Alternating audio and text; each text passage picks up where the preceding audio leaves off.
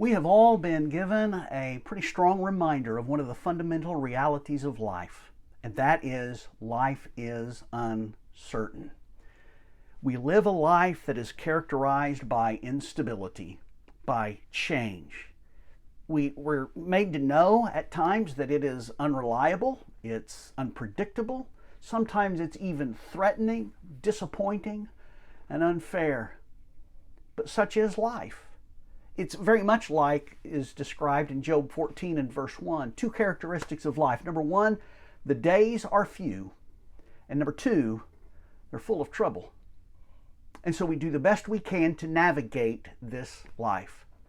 And we can do pretty well when we tend to our relationships, when we behave ourselves, when we are diligent to be productive and wise, when we plan ahead, when we might even reach some certain level of prosperity or abundance. But even if we're successful in all of that, it does not change the reality that life can catch us by surprise because it is uncertain.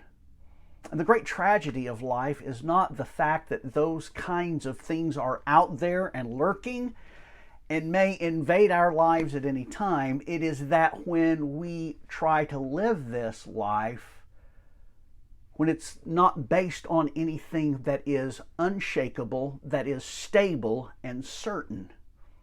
You see, and that's what God provides for us. In Hebrews chapter 6, beginning in about verse 17, we're reminded of the unchangeableness of God. Life changes, our world changes, our circumstances change, but God never changes. We're told in verse 17 about the unchangeable character of His purpose, and that based on the unchangeableness of God, we're able to have what is described in verse 19 as that which is both sure and steadfast, an anchor for the soul. There is something we can base our lives on. It's just a few chapters later here in the book of Hebrews, chapter 12, where praise is given to God for the unshakable kingdom that we have received.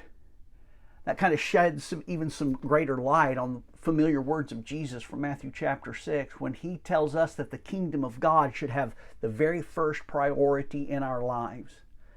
And maybe that's something that we've been reminded of in these very uncertain times, is that the priority ought to be on that which is certain, that which is sure and steadfast and unshakable. That's what God gives to us. May we see that, as Jesus told us, ought to be the top priority, the most important thing, the thing upon which our lives are based and from which we live our lives throughout our existence here, that itself is sometimes uncertain. May God bless us in embracing that which cannot be shaken.